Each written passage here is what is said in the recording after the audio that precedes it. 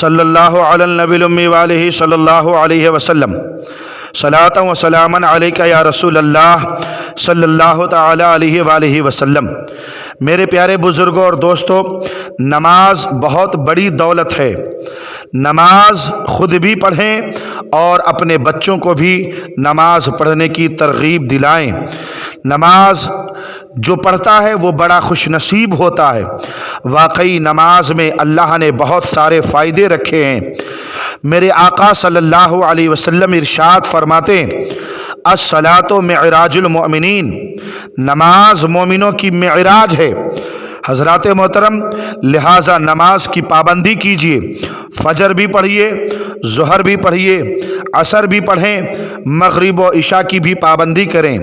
جو نماز پڑھتے ہیں وہ بڑے خوش نصیب ہوتے ہیں، رحمت خداوندی ان کے قریب ہوتی ہے اور وہ خدا کے قریب ہوتے ہیں۔ سبحان اللہ، ماشاء اللہ۔ مگر آج ہم بات ان لوگوں کے بارے میں کرنے والے ہیں جو لوگ نماز ترک کر دیتے ہیں، نماز چھوڑ دیتے ہیں۔ اگر ہم نے فجر کی نماز یا ظہر و عصر کی نماز یا مغرب و عشاء کی نماز چھوڑ دی، ترک کر دیا، تو اس کا ہمیں کتنا بڑا نقصان ہوتا ہے۔ آئیے حدیث رسول کے حوالے سے ان باتوں کو سمجھنے کی کوشش کریں۔ توجہ کے ساتھ میری بات سماعت کیجیے۔ جس نے فجر کی نماز ترک کی، اس کے چہرے سے نور ختم کر دیا جاتا ہے۔ جس نے ظہر کی نماز ترک کی، اس کی روزی سے برکت ختم کر دی جاتی ہے۔ اسی طرح جس نے عصر کی نماز ترک کی یعنی چھوڑ دیا، تو اس کے بدن سے طاقت ختم کر دی جاتی ہے۔ اللہ اکبر، اللہ اکبر۔ اسی طرح جس نے مغرب کی نماز ترک کی، اس سے اولاد سے کوئی فائدہ نہیں پہنچے گا۔ کیا سمجھا آپ نے کہ جس نے مغرب کی نماز کو چھوڑ دیا، مغرب کی نماز نہیں ادا کی، تو اگرچہ وہ صاحب اولاد ہوگا مگر اس کی اولاد سے اسے کوئی فائدہ نہیں پہنچے گا۔ اسی طرح جس نے عشاء کی نماز ترک کی، اس کی نیند سے راحت ختم کر دی جائے گی۔ حضرات محترم، لہٰذا اگر چاہتے ہیں کہ چین کی زندگی گزاریں اور چین کی نیند آئے آپ کو، تو اس کے لیے آپ کو عشاء کی نماز ادا کرنی ہوگی، نمازوں کے پابندی کرنی ہوگی۔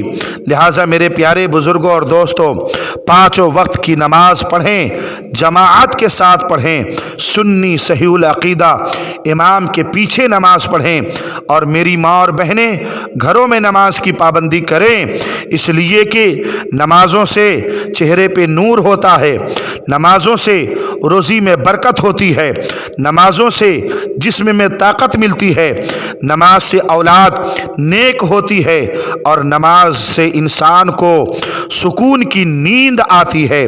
لہٰذا نمازیں پڑھیے تاکہ یہ فائدے آپ کو مل سکیں۔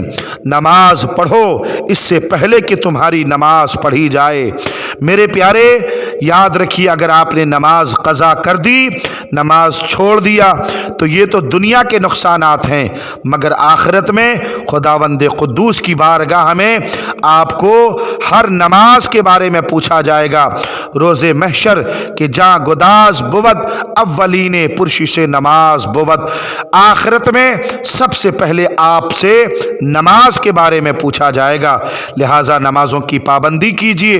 اللہ پاک ہم تمام لوگوں کو ان تمام باتوں پر عمل کی توفیق عطا فرمائے۔